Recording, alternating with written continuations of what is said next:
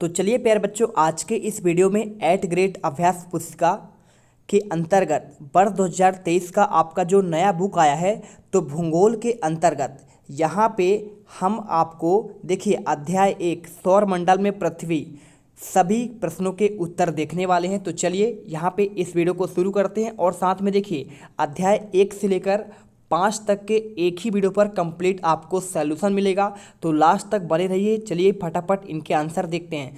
सबसे पहला क्वेश्चन आपका यहाँ पे दिया गया है, क्वेश्चन 1, बुध ग्रह सूर्य की एक परिक्रमा कितने दिन में पूरा करता है। अब ऑप्शन आपके देखिए 4 दिए हैं, तो आपको जो राइट आंसर लगाना है बी नंबर 88 दिन करना है। इसके बाद सेकंड क्वेश्चन लिखा है पृथ्वी का उपग्रह है, तो आपका जो पृथ्वी का उपग्रह है वो आपका चंद्रमा है, तो आंसर आपको यहाँ पे चंद्रमा लिखना है।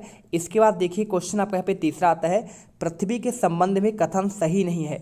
तो देखिए आपके 4 ऑप्शन हैं, जो आंसर आपका होगा आकार में सबसे बड़ा ग्रह है। इसके बाद देखिए क्वेश्चन आपका चौथा है, तारों के विभिन्न समूह द्वारा बनाई गई विविध आकृतियाँ कहलाती हैं। तो आपको देखिए यहाँ पे आंसर आपको नक्षत्र मंडल करना है।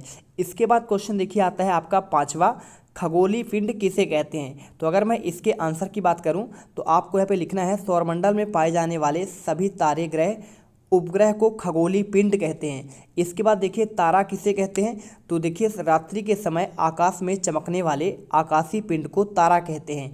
इसके बाद देखिए क्वेश्चन आपका आता है 7वां, प्राचीन समय में लोग रात्रि के समय दिशा का निर्धारण किसकी सहायता करते थे। तो देखिए आपको प्राचीन समय में लोग रात्रि के समय दिशा का निर्धारण तारों की सहायता से करते थे।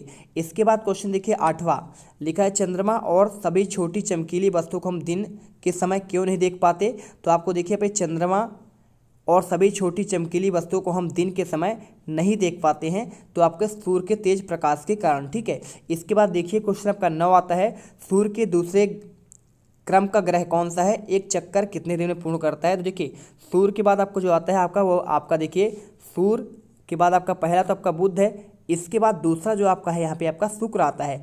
तो बुध शुक्र पृथ्वी मंगल ये आपके क्रम होते हैं, तो आपको यहाँ पे लिख देना है। और अगर देखिए इसके आपके एक चक्कर की बात कर रहा है तो 88 दिन में देखिए आपका क्या लगाता है, आपका बुध लगाता है। और आपका जो एक चक्कर पृथ्वी का ये आपका जो शुक्र है ना, ये आपका 120 दिनों में पूर्ण करता है, ठीक है। चलिए इसके बाद देखिए यहाँ पे 10वां लिखा है, उपग्रह किसे कहते हैं। तो देखिए वे पिंड जो ग्रह के चारों तरफ चक्कर लगाते हैं उन्हें उपग्रह कहते हैं।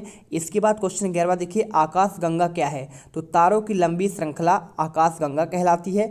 इसके बाद देखिए क्वेश्चन आपका 12वां आता है, पृथ्वी के सौरमंडल का अद्भुत ग्रह क्यों कहते हैं। तो देखिए पृथ्वी पर जीवन की संभव होने के कारण पृथ्वी को सौरमंडल का अद्भुत ग्रह भी कहते हैं।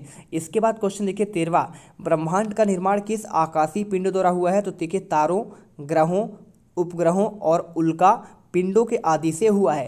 क्वेश्चन आपका लिखिए यहाँ पे आपका 14 आता है, तारा और ग्रह में अंतर। तो यहाँ पे चलिए आंसर देखते हैं। देखिए तारा जो है आपका है ना, यह आपका यहाँ पे इसमें प्रकाश होता है, जबकि ग्रह में तारों के प्रकाश से आपका प्राप्त करते हैं। तारों को देखिए आकार आपका बड़ा होता है, जबकि ग्रहों का आकार आपका छोटा होता है। इसमें देखिए तारे आपके स्थिर होते हैं, यानी आपके चलते नहीं हैं, लेकिन ग्रह देखिए यहाँ पे सूर्य की परिक्रमा करते हैं, तो इसलिए चलते हैं, है ना। तो यहाँ पे देखिए हमने सभी क्वेश्चन के आंसर आपको यहाँ पे प्रोवाइड करा दिए हैं। और इसके बाद चलिए चलते हैं आपके यहाँ पे दूसरे अध्याय ग्लोब अक्षांश एवं देशांतर पर। तो देखिए आपका अध्याय जो आपका 2 है, तो यहाँ पे चलिए इनके आंसर अगर हम देखें तो देखिए पहला क्वेश्चन लिखा है, स्थान आ ग्रीनविच से 15 डिग्री पश्चिम में है, तो सुबह 8 बजे तो स्थान आ पर समय क्या होगा। तो आंसर देखिए आपको यहाँ पे बी नंबर सुबह 7 बजे होंगे।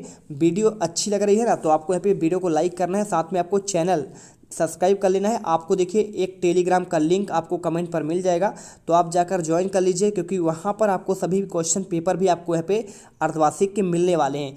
क्वेश्चन देखिए 2, पृथ्वी के अपने अक्ष पर 1 डिग्री घूमने पर समय लगता है। तो आपको यहाँ पे 4 मिनट आंसर करना है। इसके बाद देखिए क्वेश्चन आपका आता है तीसरा, अगर भारत में प्रातःकाल 11 बजे हैं तो उस समय लंदन में क्या समय होगा। आंसर आपको प्रातः 5 बजे करना है, ठीक है, 5:30 बजे। इसके बाद क्वेश्चन देखिए चौथा, 23 डिग्री उत्तरी अक्षांश से 23 डिग्री दक्षिणी अक्षांश में ताप कटिबंध पाया जाएगा। तो यहाँ पे आंसर आपको देखिए उष्ण कटिबंध करना है। और इसके बाद क्वेश्चन देखिए यहाँ पे आपका लिखा है, ग्लोब की आपके कोई 2 विशेषताएं बतलानी है। तो अगर मैं इसके आंसर की बात करूँ तो ग्लोब पृथ्वी का नमूना है, ग्लोब पर देश और महासागरों को दर्शाया जाता है। इसके बाद देखिए यहाँ पे आपका लिखा है, पृथ्वी का आकार ध्रुवों तथा मध्य में कैसा है? तो आपको देखिए चपटी और मध्य में उभरी हुई है। इसके बाद सातवां आता है, देखिए विषुवत रेखा पृथ्वी कौन से दो बराबर भागों में बांटता है? तो आपको देखिए आपका एक तो होता है उत्तरी गोलार्ध होता है और दूसरा आपका दक्षिणी गोलार्ध होता है। चलिए इसके बाद देखिए क्वेश्चन 8वां, पृथ्वी के ताप कटिबंध के नाम। तो आपका देखिए पहला आपका यहाँ पे उष्ण कटिबंध, दूसरा आपका शीतोष्ण कटिबंध और तीसरा आपका शीत कटिबंध होगा।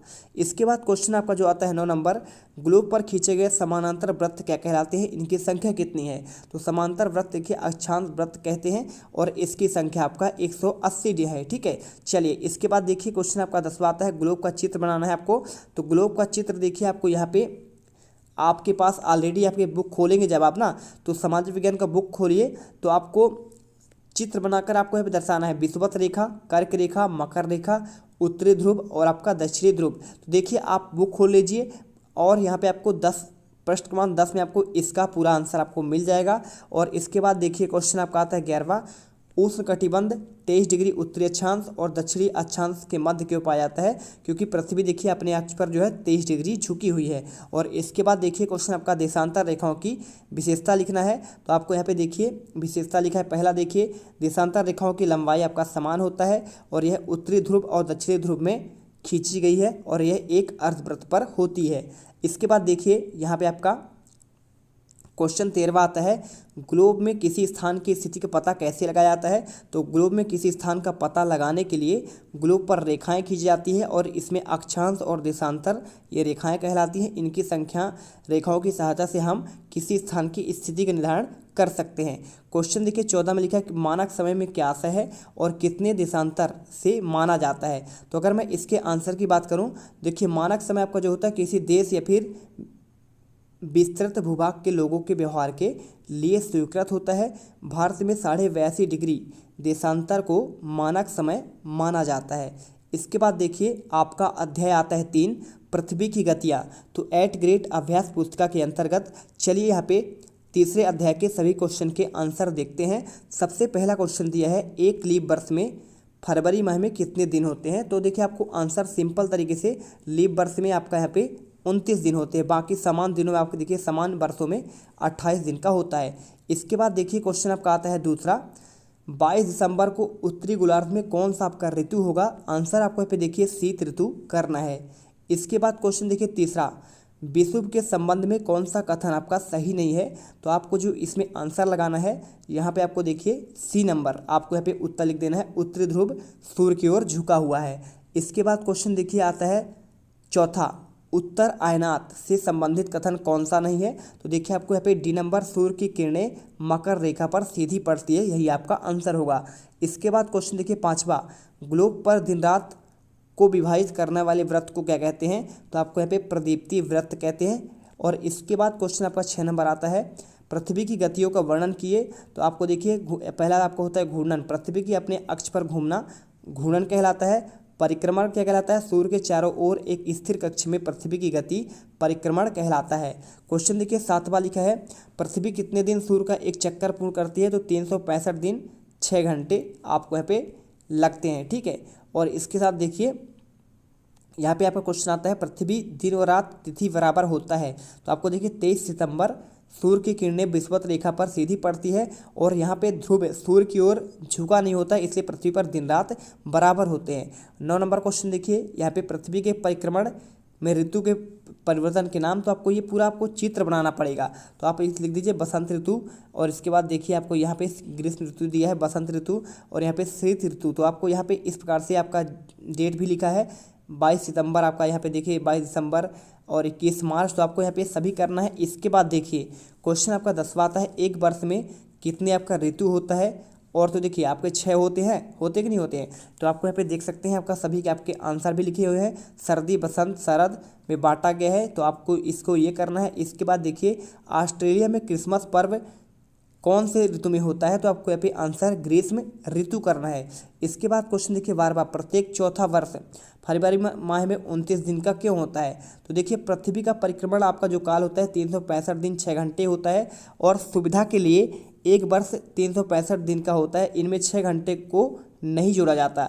और 4 वर्षों में प्रत्येक 4 वर्ष में 6 घंटे मिलकर एक दिन आपके बराबर होते हैं, इसलिए एक अतिरिक्त दिन आ जाता है जिसमें से आपका 365 दिन कहलाता है। जो आपका 365 दिन होगा चौथा वर्ष, वो आपका देखिए यहाँ पे लीव वर्ष हो जाता है। इसके बाद देखिए यहाँ पे क्वेश्चन 13वां, पृथ्वी के उत्तरी अयनांत और दक्षिणी अयनांत की अवस्था कब होती है? तो आपका 22 दिसंबर इसका आंसर हो जाएगा। इसके बाद देखिए अगर बात करें यहाँ पे एक आपका 21 जून उत्तर अयनांत का और 22 दिसंबर आपका देखिए दक्षिणी अयनांत का होगा।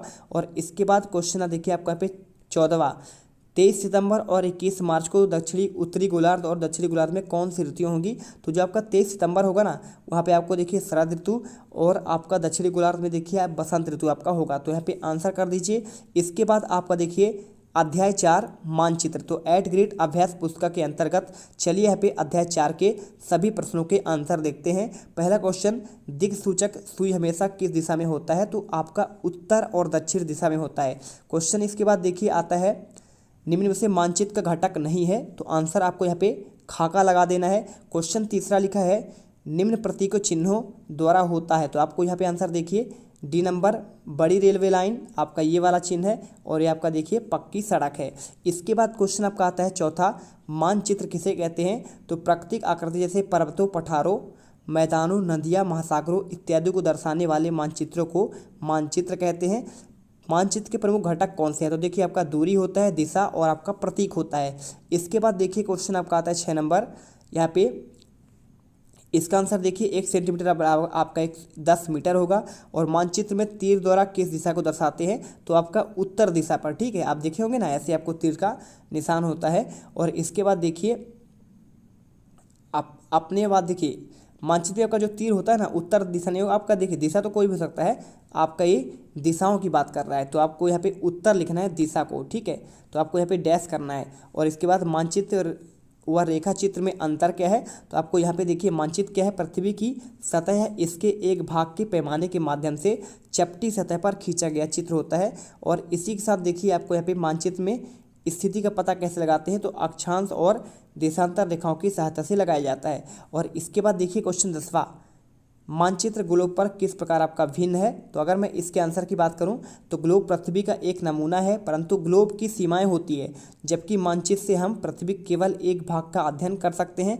क्वेश्चन 11वां देखिए, थीमेटिक मानचित्र कौन सी जानकारी होती है? तो इसमें देखिए आपको यहाँ पे वर्षा, वन तथा उद्योग आदि का वितरण आपको मिलता है। और क्वेश्चन देखिए 12वां, हमें यह कैसे पता चलता है कि कोई मानचित्र भौतिक है? तो देखिए जब आपका पर्वत होता है, मैदान होता है, नदियाँ होता है, महासागर या फिर इत्यादि दर्शाते हैं तो उसे भौतिक मानचित्र कहते हैं। क्वेश्चन आपका जो 13वां दिया गया है, चलिए आपको यहाँ पे देखिए सड़क लिखा है, नदी, पुल और ये आपका पेड़ पौधे, रेलवे लाइन। तो आपको प्रतीक चिन्हों का आपका देखिए आपको यहाँ पे आंसर आपको यहाँ पे इस प्रकार करना है। बड़ी रेलवे का आपका प्रतीक चिन्ह ये होता है, पक्की सड़क का आपका ये होता है, नदी का आपका देखिए ऐसा होता है आपका ये इस टाइप का है ना। और पुल आपका देखिए पुल का आपका यहाँ पे ऐसे टाइप का दिया है ये। और इस साथ जिले की सीमा देखिए, पेड़ आपका ऐसे होते हैं आपका जिले की सीमा, और आपका बस्ती ऐसा होता है, तो कर लीजिए। इसके बाद आपका जो क्वेश्चन होगा प्रोजेक्ट कार्य के अंतर्गत आपको यहाँ पे दिया गया है। तो इसके बाद देखिए अध्याय आपका आता है 5वां, पृथ्वी के प्रमुख परिमंडल। तो चलिए 8 ग्रेड अभ्यास पुस्तिका के अंदर सभी प्रश्न के आपके उत्तर देखते हैं। अध्याय 5, पृथ्वी के प्रमुख परिमंडल। तो पहला क्वेश्चन दिया है, कर्क रेखा किन किन महाद्वीप से गुजरता है? तो आपको आंसर देखिए एशिया, अफ्रीका और उत्तरी अमेरिका करना है। इसके बाद क्वेश्चन दूसरा, किस महाद्वीप में कर्क रेखा, विषुवत और मकर तीनों रेखाएं आपका यहाँ पे हैं? तो आपको देखिए यहाँ पे आंसर जो आपका होगा ना, यहाँ पे आपका अफ्रीका होगा। इसके बाद क्वेश्चन देखिए तीसरा, एशिया महाद्वीप हिंद महासागर में किस दिशा में है? तो आपको यहाँ पे उत्तर दिशा आंसर करना है। क्वेश्चन चौथा देखिए, सबसे छोटा महाद्वीप कौन सा है? तो सबसे छोटा आपका महाद्वीप जो है ऑस्ट्रेलिया है। और एशिया आपका सबसे बड़ा हो जाएगा। जीवन के लिए आवश्यक तत्व तो कहाँ पाए जाते हैं, उनके नाम?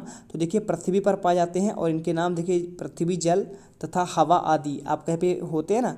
और इसके बाद देखिए क्वेश्चन 6, पृथ्वी की सतह किन दो मुख्य भागों में बटा है? तो महाद्वीपों और आपका महासागर में, ठीक है ना।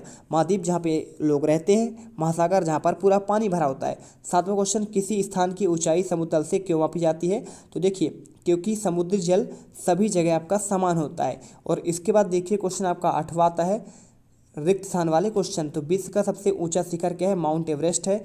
विश्व का सबसे गहरा गर्त मेरियाना आपका गर्त यानी मेरियाना ट्रेंच कहलाते हैं। विश्व का सबसे बड़ा मरुस्थल सहारा मरुस्थल है। और एशिया का सबसे बड़ा आपका महाद्वीप है पूरे विश्व का एशिया है। सबसे छोटा तो आपका यहाँ पे ऑस्ट्रेलिया होगा। इसके बाद महासागर असीमित जल मात्रा आपका होता है, तो इसका पीने के लिए उपयोग क्यों नहीं करते, क्योंकि देखिए इसमें आपका अधिक मात्रा में लवण होता है, यानी खारापन होता है, इसलिए उसे पीने के लिए उपयोग नहीं कर सकते हैं। इसके बाद क्वेश्चन देखिए 10वां, वायुमंडल में पाई जाने वाली प्रमुख गैसों की मात्रा। ऑक्सीजन आपका होता है 21%, नाइट्रोजन 78% और कार्बन डाइऑक्साइड 1%। ठीक है।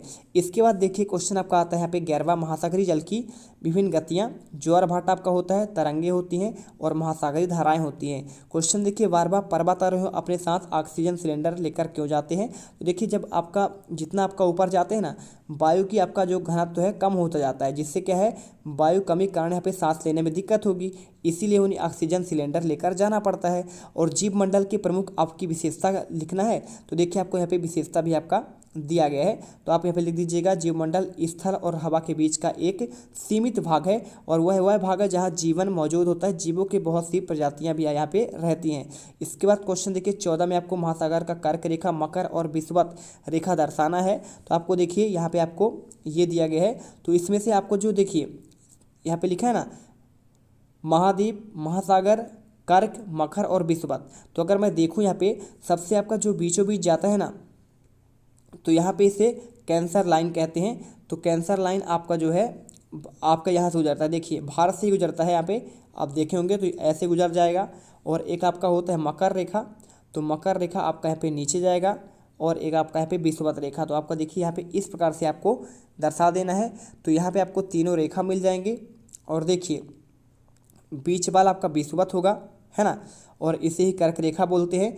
और यहाँ पे मकर रेखा हो जाएगा, और आपका यहाँ पे ये हो जाएगा, और साथ में देखिए ये आपके महाद्वीप सभी कहलाएंगे, और आपका इधर नीचे महासागर कहलाएगा। इसके बाद देखिए यहाँ पे हमने पूरे 5 के 5 आपके पार्ट के आंसर इस वीडियो में प्रोवाइड करा दिए हैं। आपके अगले वीडियो पर यहाँ पे पार्ट 6 से लेकर आपके 10 तक के आंसर आपको मिलेंगे। तो मिलते हैं नेक्स्ट वीडियो पर। जय हिंद, जय भारत। वीडियो को लाइक और चैनल को सब्सक्राइब जरूर करिएगा।